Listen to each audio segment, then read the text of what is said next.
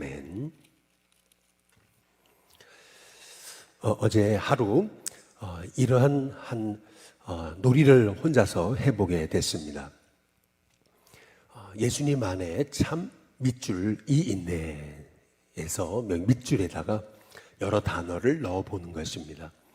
예수님 안에 참 생명이 있네, 예수님 안에 참 기쁨이 있네, 예수님 안에 참 소망이 있네, 예수님 안에 참 능력이 있네. 이런 식으로 예수님 안에 참 밑줄이 있네. 여기 밑줄에다가 여러 단어를 한번 계속 넣어봤어요. 그랬더니 계속 넣으면서 끝이 없더라고요. 예수님 안에 평안이 있네, 예수님 안에 용서가 있네, 예수님 안에 복음이 있네, 예수님 안에 지혜가 있네. 이렇게 계속 예수님 안에 밑줄이 있네 라고 하면서 이 밑줄에다가 여러 단어를 한번 대입을 해보니까 그렇구나.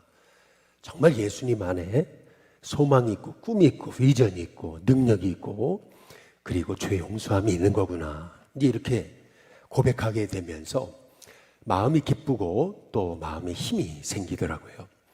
오늘 한날에 여러분의 삶에도 이렇게 자꾸 가끔씩 아무 할 일 없다고 생각될 때 그때 예수님 안에 참 무엇이 있네, 이런 식으로 여러분이 계속 그 무엇에다가 한번 여러분이 생각나는 것을 대입해 보시기를 바랍니다.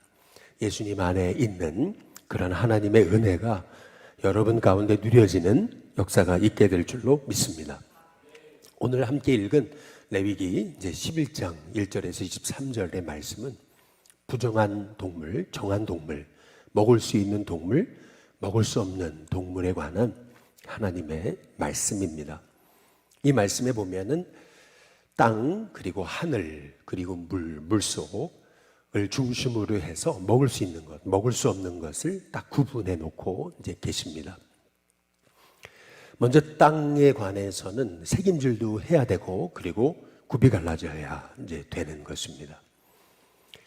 책임질은 하지만 굽이 안 갈라진 토끼 같은 사반 같은 동물은 먹을 수가 없습니다.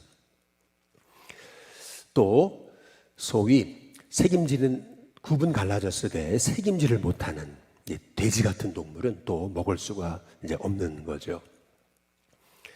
아니 왜 구분이 뭘까? 기준이 뭘까? 이제 우리가 이제 생각하기가 쉽습니다. 구분을 굳이 이제 나누고자 한다면은 이제 이런 거죠.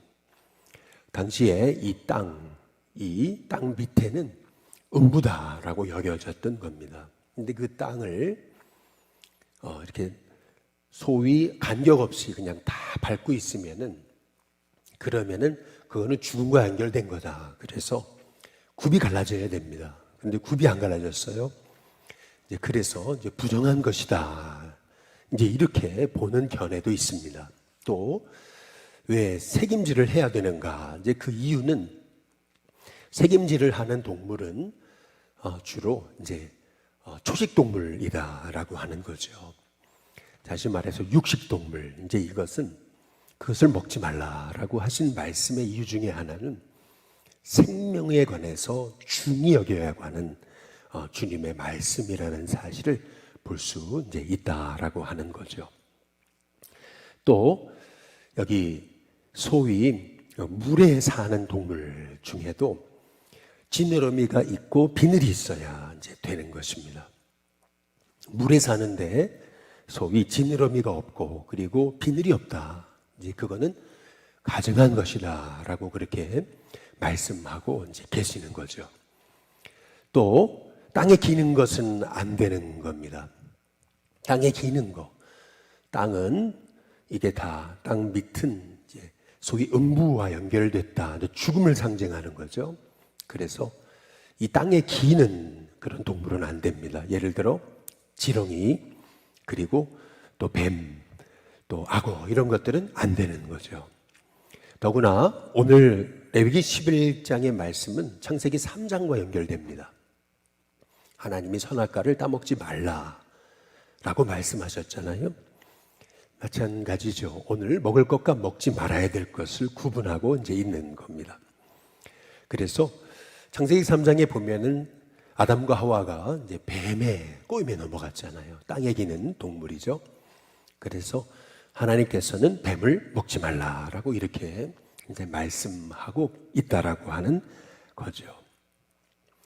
또 뿐만 아니라 오늘 여기 이렇게 말씀해 보시면은 새에 관해서도 하나님이 또 말씀하시죠. 뭐 독수리라든지 뭐 여기 까마귀 같이 이제 이런 종류 먹지 못합니다. 육식을 하는 것들 못 먹습니다. 그 이유는 생명을 존중하라고 하시는 주님의 말씀인 거죠.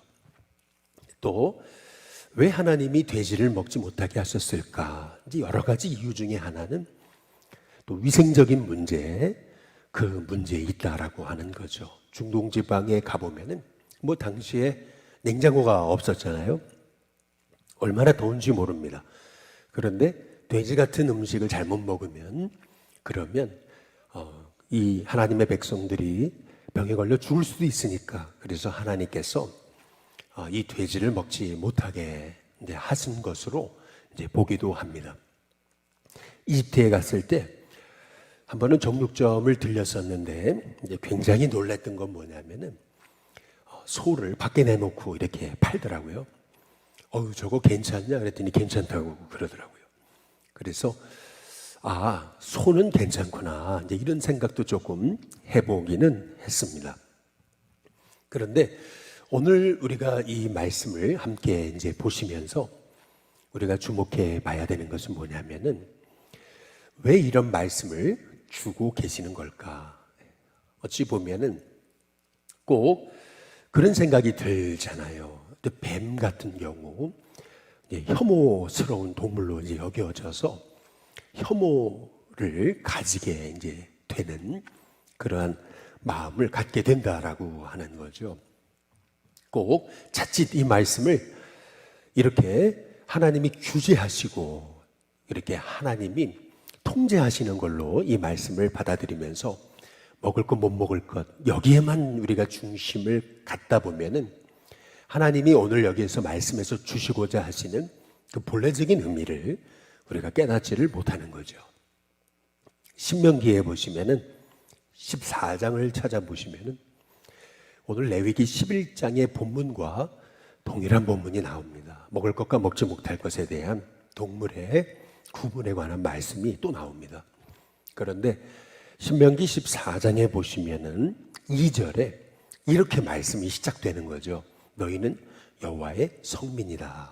이렇게 말씀하고 계십니다. 그리고 먹을 것 먹지 못할 것을 쭉 얘기하시다가 또다시 하시는 말씀이 뭐냐면은 너희는 여호와의 성민이다. 여호와의 성민이라는 말씀과 여호와의 성민이라는 말씀 사이에다가 먹을 것과 먹지 못할 것에 관한 말씀을 우리에게 주고 계시는 것을 볼 수가 있습니다. 근데 그 이유, 왜 하나님이 이런 말씀을 주셨을까?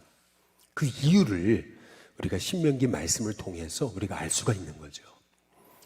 또 오늘 여기 레위기 11장에도 보시면은 45절에 이제 이렇게 말씀하고 계시는 겁니다.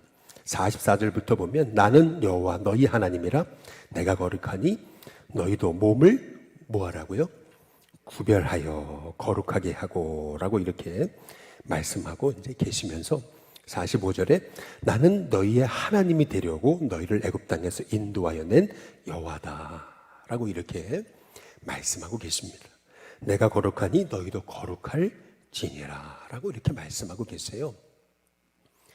하나님이 왜 먹을 것과 먹지 말 것을 구분해 놓고 계시는 건가? 이제 그 이유는 어떤 동물에 관해서 혐오하고 또 어떤 동물을 차별하고 하는 그러한 말씀이 아닙니다. 이 말씀의 의미는 뭐냐면은 오늘 이렇게 먹을 것과 먹지 말 것을 구분해서 하나님 말씀하시는 이유는 뭐냐면은 너희는 하나님의 택한 백성이다. 너희는 이 세대 가운데 내가 택한 내 자녀다라고 하는 것을 하나님께서 우리에게 잊지 않게 하시려고 하나님이 먹을 것과 먹지 못할 것을 하나님이 구분해 놓으셨다는 거죠. 그래서 단순히 먹어야 되느냐 말아야 되느냐 여기에 집중할 것이 아니고 이 말씀을 주신 이유, 너희가 이 세 개의 백성 가운데 하나님이 구별하여 세운 택한 백성이다 라고 하는 것을 잊지 않게 하시려고 하나님께서 먹을 것과 먹지 않을 것을 구별하셔서 하나님 백성이 아무거나 먹으면은 그렇게 안 되게끔 하나님이 우리에게 명하시고 말씀하신 것임을 우리가 알 수가 있는 거죠. 그래서 오늘 말씀을 통해서 우리가 주목해 봐야 되는 이것을 어떻게 우리에게 적용해야 될까라고 하는 거죠. 먼저는 예수님이 하신 말씀, 사람의 입으로 들어가는 것이 부정한 것이 아니고 사람의 마음에서 나오는 게 더러운 거다, 부정한 거다. 이제 예수님이 말씀하시잖아요. 그러니까 무엇을 먹느냐, 이 먹지 말아야 되느냐, 이제 이것보다도 더 중요한 것은 뭐냐면 이스라엘 백성 바리새인들은 무엇을 먹을까 아니면은 먹지 말아야 되는가, 이 음식에 대한, 이 먹을 것에 대한 정결 예법에 집중하다가 보니까 소위 먹을 것과 먹지 말아야 될 것은 구분하면서도 자기의 마음은 하나님이 기뻐하시는 구별된 백성의 삶을 살지 못했음을 예수님이 말씀하고 계시는 거죠. 이걸 먹어야 되느냐 말아야 되느냐라고 하는 그러한 정결예법보다 더 중요한 것은 다름 아닌 우리가 하나님 백성다운 삶을 사는 거라는 거죠. 삶은 하나님이 기뻐하시는 삶이 아니면서 소위 이 정결예법을 지키지 않는 사람에 대해서 정죄하고 그리고 용납하지 못하고 그리고 그들을 차별하고 혐오하는 것, 이제 이것은 하나님이 기뻐하시는 백성의 삶이 아니라고 하시는 말씀이 우리 예수님의 이제 말씀인 거죠. 더구나 사도행전에 보시면은 10장에서 하나님이 베드로에게 환상을 보여주시잖아요. 그 환상이 뭡니까? 이 부정한 동물에 대한 환상이거든요. 그러면서 다 먹으라고 그럽니다. 이제 그랬더니 베드로가 나는 먹을 수 없다고 이렇게 얘기를 하죠. 나는 한 번도 이 부정한 음식을, 이 동물을 먹어본 적이 없습니다. 이제 그렇게 얘기하니까 하나님, 내가 정하다한 것을 부정하다 하지 말아라 라고 말씀하시면서 그거를 3번이나 보여주시죠. 아, 여기에는 하나님의 뜻이 있구나 라고 생각할 때 고넬료가 보낸 그 3명의 이방인이 찾아오잖아요. 아, 하나님께서 그래서 나를 이 환상을 보여주신 거구나 이제 깨닫고 자기의 이방인에 관한 혐오, 이방인에 관한 편견들, 이방인을 깔보고 정죄했던 그 마음을 내려놓고 고넬료를 만나러 베드로가 가이사랴로 가게 됐던 것을 우리가 성경을 통해서 볼 수가 있는 거죠. 분명 하나님께서는 신약시대에 예수님 십자가 보혈로 우리를 위해 죽으시고 부활하셔서 우리에게 이 부정한 음식, 정한 음식, 이거를 하나님께서 하나님이 정하다한 것을 부정하다 하지 말아라 이제 말씀하시면서 이 레위기 율법에 관해서 우리 주님이 십자가의 죽으심으로 완성해 놓으셨음을 이제 우리에게 말씀하고 계세요. 그러면은 이 말씀을 우리에게 어떻게 적용해야 될까? 이 말씀대로, 예를 들면 여기 문자 그대로 이 말씀을 그냥 문자 그대로 우리가 적용한다면은 우리나라 사람들 삼겹살 좋아하는데 돼지 먹으면 안 되잖아요. 그리고 한 번은 제가 교육자 회의로 지난 여수에 있을 때 가끔씩 한번 모이면은 목사님들이 주로 드셨던 음식 중에 하나가 메기거든요. 근데 메기는 비늘이 없잖아요. 그래서 메기를 먹으면서 야, 이거 먹어도 되는 건가? 또 가끔 매 새벽 예배를 마치면은 선교회에서 목사님 식사하러 가시자고, 여주중앙교회는 그런 걸 참 잘했어요. 새벽 기도가 끝나면 목사님을 놔두질 않았어요. 꼭 해장국 드시러 가자고 꼭 끌고 갔었어요. 그런데 가면은 꼭 드셨던 게 뭐냐면 선지 해장국. 그렇잖아요. 야, 이걸 어떻게 해야 되는 건가? 이걸 먹어야 되는 건가? 우리는 이제 여기에서 갈등이 생기는 거죠. 우리가 이 말씀을 어떻게 이제 적용해야 되는 거냐 하면은 이렇습니다. 여러분 요셉을 한번 생각을 해 보시면은 요셉이 히브리 백성으로서 애굽에 팔려가잖아요. 애굽에 팔려갔을 때 히브리에서 먹던 그런 그 음식 규례와 분명히 애굽에서의 먹던 그 규례는 완전히 달랐을 겁니다. 그런데 저는요 돼지 안 먹어요. 저는 소만 먹어요. 저는요 비늘 있고 지느러미 있는 것만 먹어요. 이런 메기 같은 건 안 먹어요. 나일강 같은데 강이잖아요.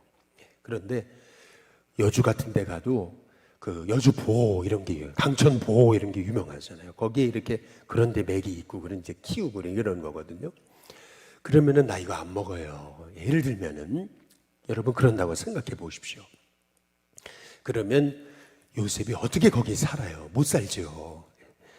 아마도 요셉은 그곳에서 애굽 백성들이 먹는 음식을 먹었을 겁니다. 그리고 그들이 입었던 옷을 입었을 거고 그들이 했던 머리 스타일을 했을 거고 소위 이제 이런 거죠. 여러분이 창세기 50장을 한번 읽어보시면은 요셉의 아버지 야곱이 죽었을 때 장례를 치르거든요. 어디서 치르냐면 애굽에서 치릅니다. 그런데 애굽에서 장례를 치를 때 그 창세기 50장에 나온 그 장례의 모습을 보면은 그 장례가 히브리식이 아닙니다. 애굽식입니다. 당연히 애굽에서 아버지가 죽었으니까, 그러니까 돌아가셨으니까 거기서 장례를 치르는 건 맞죠. 근데 그 장례를 가만히 들여다보시면은 여러분이 생각하는 그대로입니다. 뭐냐면은 애굽식이라는 거, 이집트식이라는 건 뭐냐면 야곱은 미라 처리가 됐습니다. 거기 보면 야곱을 40일 동안 그렇게 향으로 그렇게 입관했다. 이제 이렇게 성경이 나옵니다. 향처리를 했다. 근데 이 말의 의미는 뭐냐면은 아니 입관을 하는데 어떻게 40일이 걸리지? 하루면 될 것을 왜 40일이 걸리는가? 40일이 걸렸던 이유가 있는 거죠. 40일 걸려 입관하고요. 70일을 애곡합니다. 여기서 40일이라고 하는 얘기는 뭘 의미하는 거냐면 야곱이 애굽의 그 장례 문화대로 미라 처리가 됐음을 성경이 말하고 있는 거죠. 이것을 통해서 우리가 알 수 있는 것이 뭘까라고 하는 겁니다. 이것을 통해서 우리가 알 수 있는 것은 뭐냐면요. 요셉은요, 애굽에 살면서요, 그들의 문화 속에서 같이 살았어요. 애굽의 총리가 되고 애굽의 지도자가 되려면은요, 그 백성들의 그 문화와 삶 속에 녹아들어야죠. 어쩔 수 없어요. 그 백성들의 삶처럼 살아야 되는 거예요.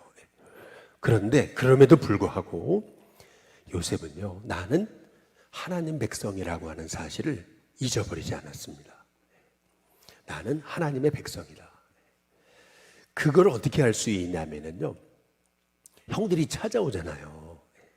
벌써 요셉이 노예로 있은 지 13년이 지났을 때 총리가 되고요. 그리고 7년 풍년이 오고요. 그리고 2년 흉년이 지났을 때 형들이 그때 찾아오는 거잖아요. 이제 그렇게 따져본다면은요, 13년 더하기 9년을 더해 보세요.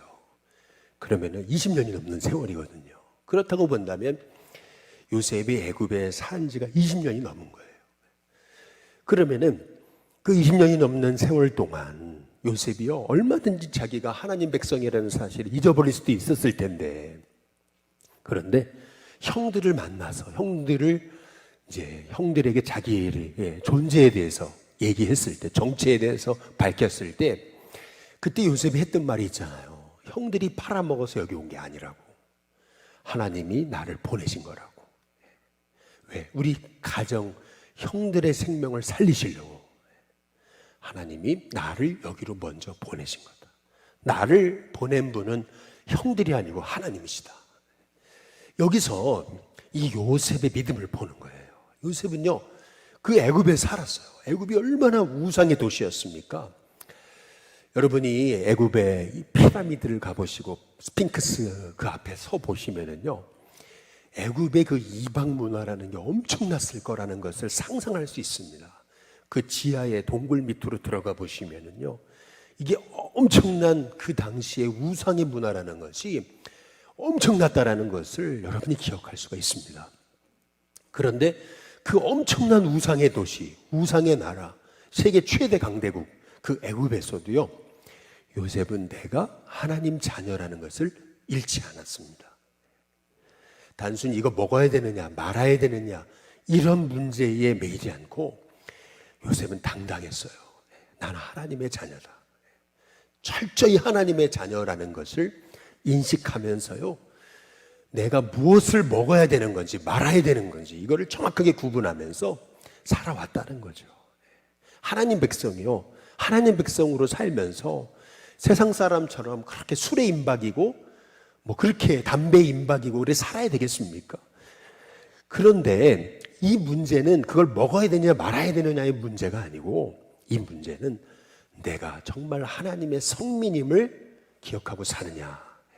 이 이방 도시, 이방 사회 속에서, 하나님 모르는 이 사회 속에서 우리가 요셉처럼 형들이 그렇게 날 미워하고 애굽에 팔려와가지고 20여 년 동안, 그렇잖아요, 얼마든지 자기 정체성을 잃어버릴 수도 있는 그 이방 사회에서 요셉은요, 어려웠을 때만이 아니고 잘 됐을 때도 자기가 하나님의 택한 자녀라고 하는 사실을 잃어버리지 않았습니다. 여러분, 이것이 오늘 여기 이 정결규례, 먹어야 되느냐 말아야 되느냐, 이 정결규례, 먹을 음식 못 먹을 음식, 정한 음식 부정한 음식, 이 말씀을 통해서 우리에게 가르치려고 하시는 말씀, 차별하는 것이 아니에요. 먹을 것에 대해서 차별, 동물에 대해서 차별하는 게 아닙니다. 낙타, 박쥐 차별하는 게 아닙니다. 그것이 아니고 구별하시는 거예요. 하나님의 백성이 먹을 것과 먹지 말아야 될 것.